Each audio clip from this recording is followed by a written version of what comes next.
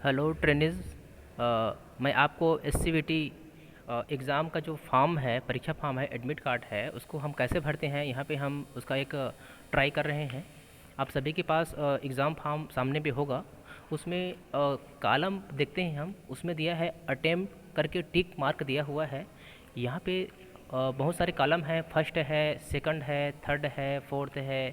तो उसमें हमको ध्यान रखना है कि जो रेगुलर ट्रेनिज हैं वो फर्स्ट अटेम्प्ट में टिक मारेंगे।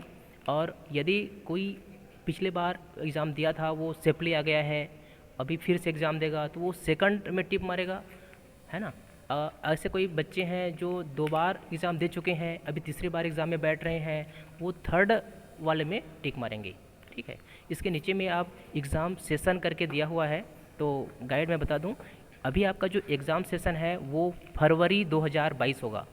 अंग्रेजी के कैपिटल अक्षर में लिखेंगे साफ साफ, फरवरी 2022, यहाँ पे गलती नहीं करेंगे।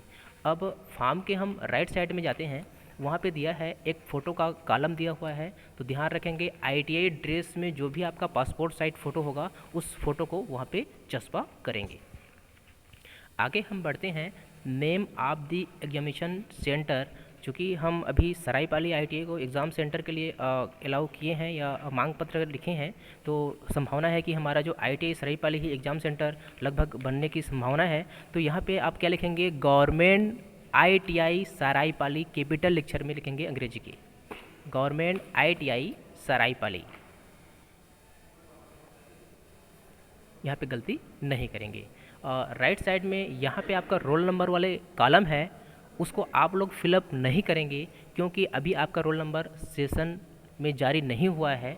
जैसे ही जारी हो जाएगा हम अपने लाल पेन से, हम ऑफिस में लाल पेन से उसको सबमिट कर देंगे, यहाँ पे कोई गलती होने की संभावना ना हो।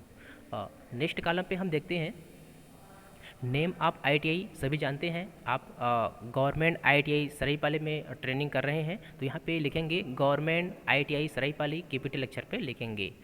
नेम आप ट्रेड, आप जिस ट्रेड के हैं, कॉपर ट्रेड के हैं, फिटर ट्रेड के हैं, इलेक्ट्रिशियन ट्रेड के हैं, तो उस ट्रेड को आप अंग्रेजी के कैपिटल अक्षर में साफ साफ लिखेंगे। आगे दिया है name of trainees in English. इसमें ध्यान रखेंगे अपने मन से अपना नाम नहीं लिखेंगे। 10th के सर्टिफिकेट में, 10वीं के सर्टिफिकेट में आपका जैसा नाम है वैसा ही नाम अंग्रेजी के कैपिटल अक्षर में यहाँ पे लिखेंगे। नेम ऑफ फादर, फादर पिताजी का नाम भी आप 10वीं के सर्टिफिकेट में जैसा ही पिताजी का नाम होगा, चाहे उसमें सरनेम रहे या न रहे, जैसा रहेगा उसमें उसको फुलफिल करेंगे। आगे दिया हुआ है एडमिशन सेशन। इसमें थोड़ा ध्यान रखेंगे, आपने जिस ट्रेड में पर ट्रेनिंग करने के लिए जब भी आप एडमिशन लिए हैं उसका सत्र क्या था। जैसे बहुत जने का सत्र अगस्त 2018 से जुलाई 2020 था, किसी का सेशन अगस्त 2019 से जुलाई 2021 था। तो इसके लिए आप जो भी 1 साल वाले कोर्स हैं वो 1 साल तक रहेगा, जो इलेक्ट्रीशियन फिटर 2 साल वाले कोर्स हैं उस बच्चे को सेशन मालूम ज़रूर होगा। और यदि सेशन मालूम नहीं है तो आपके जो ट्रेड के टीओ हैं, ट्रेड के जो टीचर हैं, उनसे आप कंसल्ट करके इसको फुलफ़िल करेंगे, गलती नहीं करेंगे। आगे दिया है last attempt appear in the examination, इसको आप छोड़ देंगे। सबसे आगे हम देखते हैं, यहाँ पे जो first attempt, second attempt, third attempt, प्रत्येक अटेम्प्ट में जो सब्जेक्ट को कैसे फुलफ़िल करना है इसके बारे में हम यहाँ पे बता रहे हैं। यदि कोई बच्चा पहली बार एग्ज़ाम में अटेम्प्ट कर रहा है, अर्थात फर्स्ट अटेम्प्ट में टिक मारा है, वहाँ पे वो क्या लिखेगा। इसमें 4 कॉलम दिया हुआ है। क्योंकि आपका जो पहला एग्ज़ाम है प्रैक्टिकल होगा, तो वहाँ पे आप अंग्रेजी के कैपिटल अक्षर में PRACT प्रैक्टिकल कर सकते हैं। यहाँ पे सिग्नेचर नहीं करना है, सिग्नेचर करने के लिए आपको एग्ज़ाम हॉल में ही कहा जाएगा। ठीक है। प्रैक्टिकल के नीचे में, क्योंकि आपका सेकंड एग्ज़ाम है एम्प्लॉयबिलिटी स्किल, तो वहाँ पे EMP भी कर सकते हैं, एम्प्लॉयबिलिटी के लिए शॉर्ट में EMP कर सकते हैं, सिग्नेचर नहीं करना है। एम्प्लॉयबिलिटी के जस्ट बाद होगा आपका थ्योरी, उसको भी आप उस नीचे वाले कॉलम में THE करके, हाँ, ORY थ्योरी कर सकते हैं।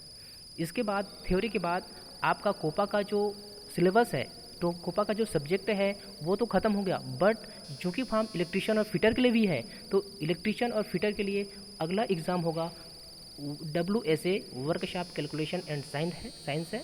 तो W आप लेके एस कर सकते हैं, ये हो जाएगा। इसके जस्ट नीचे में इंजीनियरिंग ड्राइंग है, तो ENG DRG भी कर सकते हैं। ये आपका हो गया फर्स्ट अटेम्प्ट में फुलफिल। अगर कोई बच्चा पिछले बार एग्ज़ाम में बैठा था और अभी पुनः एग्ज़ाम में बैठने वाला है, तो वो फर्स्ट अटेम्प्ट को नहीं भरेगा, वो सेकेंड अटेम्प्ट के कॉलम को भरेगा।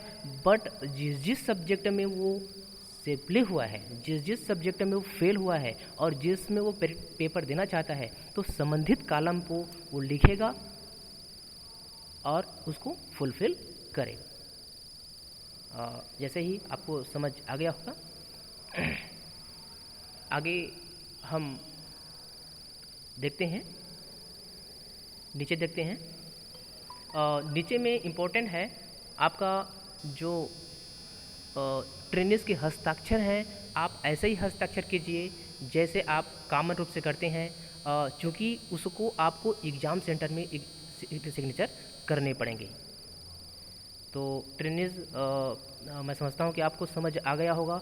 यदि आपको किसी भी प्रकार की समस्या हो, समझ ना आया हो, तो अपने ट्रेड के मास्टर से कंसल्ट करके इस फॉर्म को सही ज़रूर भरिए, क्योंकि यदि फॉर्म उच्च कार्यालय भेजते हैं, अगर कुछ गलत हो जाता है तो उसकी संपूर्ण जिम्मेदारी आपकी होगी। तो मैं आशा करता हूँ कि आपको समझ में आया होगा और आपको अग्रिम जो एग्ज़ाम है उसके लिए बहुत बहुत बधाई।